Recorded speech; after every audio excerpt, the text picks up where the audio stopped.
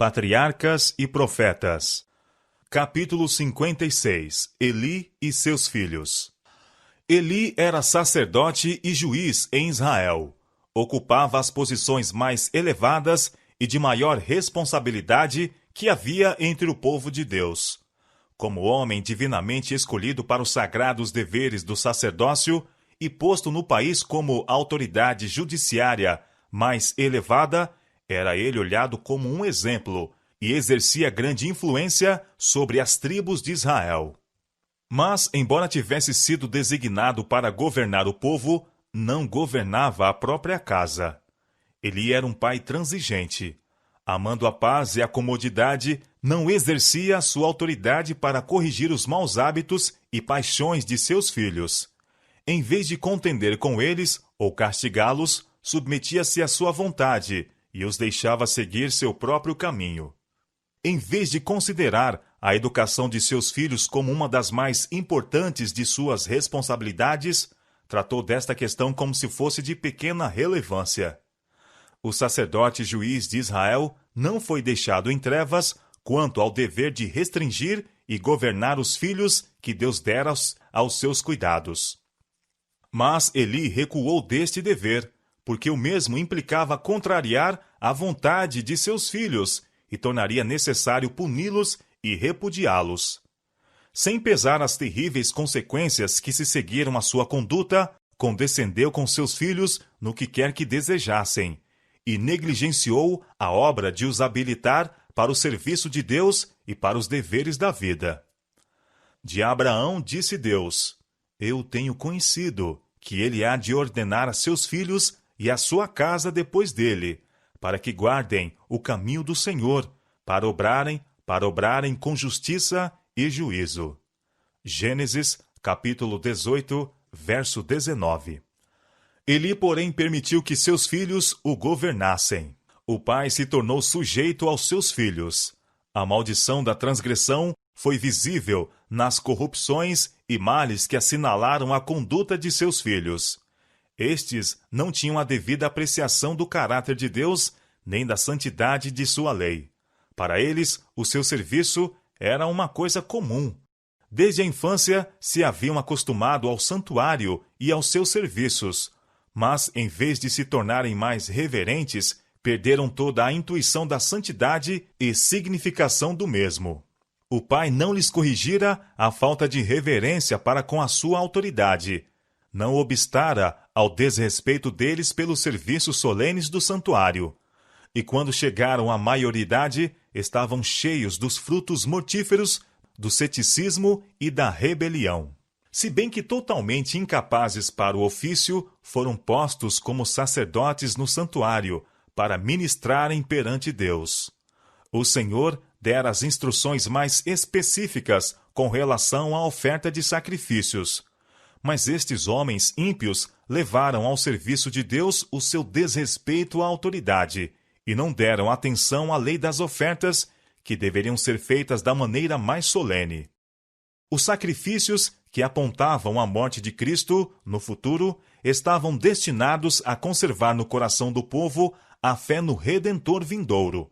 Daí o ser da máxima importância que as determinações do Senhor, com relação aos mesmos, fossem estritamente atendidas. As ofertas pacíficas eram especialmente uma expressão de ações de graças a Deus. Nestas ofertas, apenas a gordura devia ser queimada no altar. Certa porção especificada era reservada aos sacerdotes, mas a maior parte era devolvida ao ofertante, para ser por ele e seus amigos comida em um festim sacrificial. Assim, todos os corações deveriam ser com gratidão e fé encaminhados ao grande sacrifício que deveria tirar o pecado do mundo. Os filhos de Eli, em vez de se compenetrarem da solenidade deste serviço simbólico, apenas pensavam como poderiam dele fazer o meio para a satisfação própria. Não contentes com a parte que lhes tocava das ofertas pacíficas, exigiam uma porção adicional. E o grande número desses sacrifícios apresentados nas festas anuais dava aos sacerdotes oportunidade de enriquecerem à custa do povo. Não somente reclamavam mais daquilo a que tinham direito, mas recusava a si mesmo a esperar até que a gordura estivesse queimada como oferta a Deus. Persistiam em reclamar qualquer porção que lhes agradasse, e sendo-lhes negada, ameaçavam tomá-la pela violência. A irreverência por parte dos sacerdotes logo despojou o serviço de sua significação santa e solene, e o povo desprezava a oferta do Senhor. O grande sacrifício antitípico para o qual deveriam olhar em antecipação não mais era reconhecido. Esses sacerdotes infiéis também transgrediam a lei de Deus e desonravam o ofício sagrado pelas suas práticas vis e degradantes. Todavia, continuavam a poluir com sua presença o tabernáculo de Deus. Muitos dentre o povo, cheios de indignação ante o corrupto procedimento de Ofni e Finéias, deixaram de subir ao lugar designado para o culto. Assim, o serviço que Deus ordenara era desprezado e negligenciado porque se achava ligado com os pecados de homens ímpios, ao mesmo tempo em que aqueles cujo coração era inclinado ao mal se tornavam audazes no pecado. A impiedade, a dissolução e mesmo a idolatria prevaleciam em terrível extensão. Eli tinha errado grandemente em permitir que seus filhos ministrassem no ofício santo. Desculpando a sua conduta sob um pretexto ou outro, tornou-se cego aos seus pecados. Mas chegaram afinal a um ponto em que não mais ele podia cerrar os olhos aos crimes dos filhos. O povo se queixava das suas ações violentas, e o sumo sacerdote ficou pesaroso e angustiado. Não ousou permanecer em silêncio por mais tempo, mas seus filhos haviam crescido sem a ideia de consideração para com qualquer pessoa, a não ser para consigo mesmos, e agora não se preocupavam com quem quer que fosse. Viam a mágoa do pai, mas seus duros corações não se comoviam. Ouviam-lhe as brandas admoestações, mas não se impressionavam.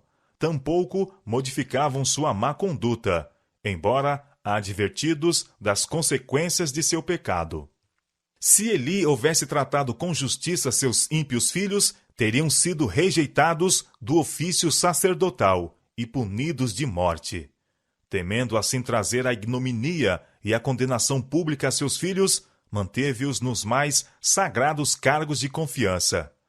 Permitiu também que misturassem sua corrupção com o santo serviço de Deus e infligissem à causa da verdade um dano que os anos não poderiam apagar.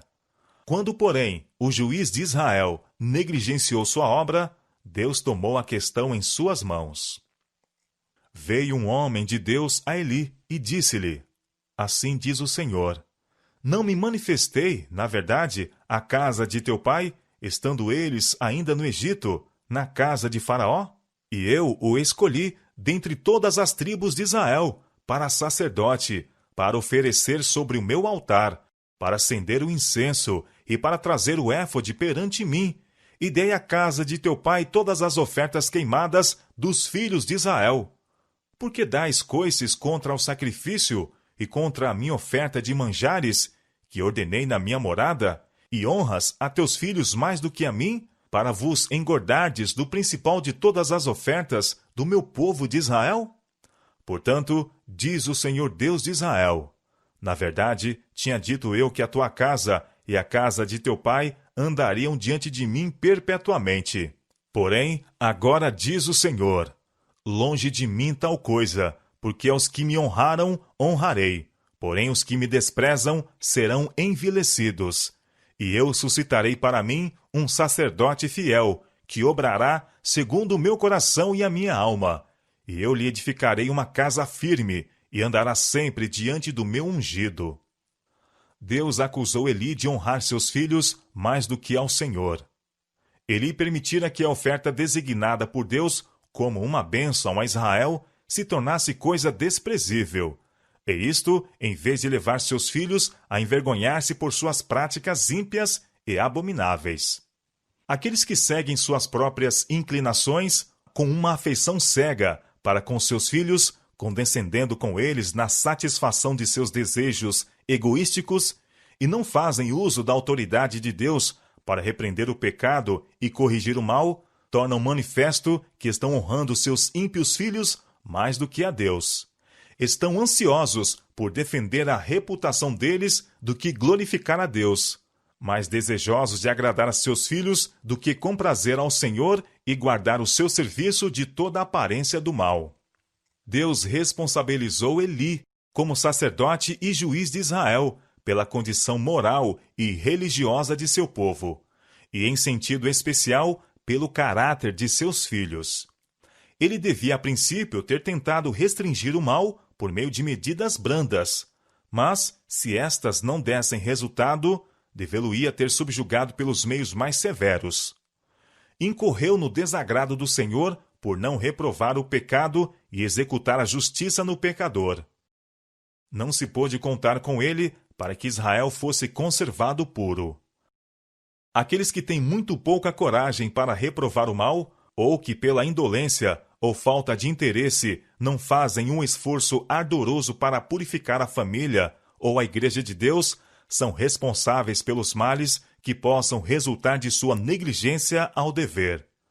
Somos precisamente tão responsáveis pelos males que poderíamos ter obstado nos outros, pelo exercício da autoridade paterna ou pastoral, como se esses atos tivessem sido nossos. Eli não dirigiu sua casa segundo as regras de Deus para o governo da família. Seguiu seu próprio juízo. O extremoso pai deixou de tomar em consideração as faltas e pecados dos filhos em sua meninice, comprazendo-se com o pensamento de que, após algum tempo, eles perderiam suas más tendências. Muitos estão hoje a cometer erro semelhante. Julgam que conhecem um meio melhor para educar os filhos do que aquele que Deus deu em sua palavra. Alimentam neles más tendências, insistindo nesta desculpa. São muito novos para serem castigados. Esperemos que fiquem mais velhos e possamos entender-nos com eles. Assim, os maus hábitos são deixados a se fortalecerem até que se tornem uma segunda natureza. Os filhos crescem sem sujeição, com traços de caráter que são para eles uma maldição por toda a vida e que podem reproduzir-se em outros. Não há maior desgraça para os lares do que permitir que os jovens sigam o seu próprio caminho. Quando os pais tomam em consideração todo o desejo dos filhos e com estes condescendem no que sabem não ser para o seu bem, os filhos logo perdem todo o respeito para com os pais. Toda a consideração pela autoridade de Deus e do homem são levados cativos à vontade de Satanás. A influência de uma família mal dirigida é dilatada e desastrosa a toda a sociedade. Acumula uma onda de males que afeta famílias, comunidades e governos. Por causa da posição de Eli, sua influência era mais vasta do que se ele fora homem comum. Sua vida familiar era imitada em todo Israel. Os funestos resultados de seu proceder negligente e amante da comodidade eram vistos em milhares de lares que se modelaram pelo seu exemplo.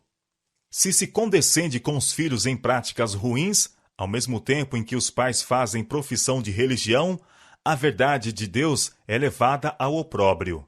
A melhor prova de cristianismo de uma casa é o tipo de caráter gerado pela sua influência.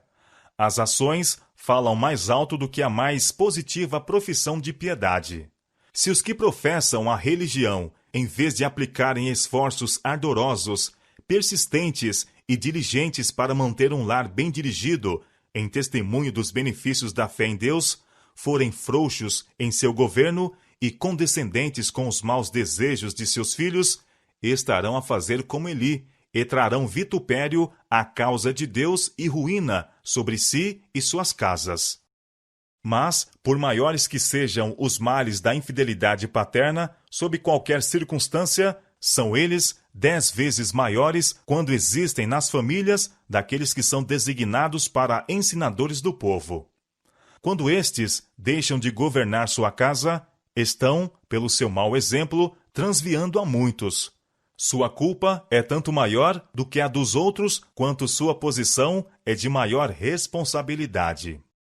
Fora feita a promessa de que a casa de Arão andaria diante de Deus para sempre, mas esta promessa fora dada sob a condição de que se dedicassem eles à obra do santuário com singeleza de coração e honrassem a Deus em todos os seus caminhos, não servindo ao eu, nem seguindo suas próprias inclinações perversas. Eli e seus filhos tinham sido provados, e o Senhor os encontrara inteiramente indignos da exaltada posição de sacerdotes ao seu serviço. E Deus declarou: longe de mim. Ele não pôde cumprir o bem que tencionara fazer-lhes, porque deixaram de desempenhar a sua parte. O exemplo dos que administram em coisas santas deve ser de maneira que incuta no povo a reverência para com Deus e o receio de o ofender. Quando os homens, servindo de embaixadores da parte de Cristo, para falar ao povo acerca da mensagem de misericórdia e reconciliação enviada por Deus, fazem uso de sua vocação sagrada, qual manto para encobrir a satisfação egoística ou sensual, constituem-se eles os agentes mais eficazes de Satanás. Como Ofni e Finéias fazem com que os homens desdenhem a oferta do Senhor. Podem prosseguir com sua má conduta, em segredo, por algum tempo, mas quando finalmente é apresentado o seu verdadeiro caráter, a fé do povo recebe um abalo de que muitas vezes resulta a destruição de sua confiança na religião. Fica na mente uma desconfiança contra todos os que professam ensinar a palavra de Deus. A mensagem do verdadeiro servo de Cristo é recebida com dúvida. Surge constantemente a pergunta: não se mostrará este homem ser como aquele que julgávamos tão santo e achamos tão corrupto? Assim a palavra de Deus perde o seu poder sobre a alma dos homens. Na reprovação de Eli a seus filhos, acham-se palavras de uma significação solene e terrível. Palavras que todos os que ministram em coisas sagradas bem fariam em ponderar. Pecando o homem contra homem, os juízes o julgarão. Pecando, porém, o homem contra o Senhor, quem rogará por ele? Houvessem seus crimes lesado unicamente seus semelhantes, e poderia o juiz ter feito a reconciliação, indicando uma pena e exigindo a devida restituição. E assim, os transgressores poderiam ter sido perdoados. Ou, se não tivessem eles sido culpados de um pecado de presunção, uma oferta para o pecado poderia ter sido apresentada por eles. Mas seus pecados estavam de tal maneira entretecidos com seu ministério, de, na qualidade de sacerdotes do Altíssimo, oferecerem sacrifício pelo pecado, e a obra de Deus foi de tal maneira profanada e desonrada perante o povo, que nenhuma expiação por eles poderia ser aceita. Seu próprio pai, embora fosse sumo sacerdote, não ousou interceder em favor deles. Não os poderia defender da ira de um Deus santo. De todos os pecadores, são os mais culpados os que lançam o desdém aos meios que o céu proveu para a redenção do homem. Pecadores estes que, de novo, crucificam o Filho de Deus e o expõem ao vitupério. Hebreus capítulo 6, verso 6.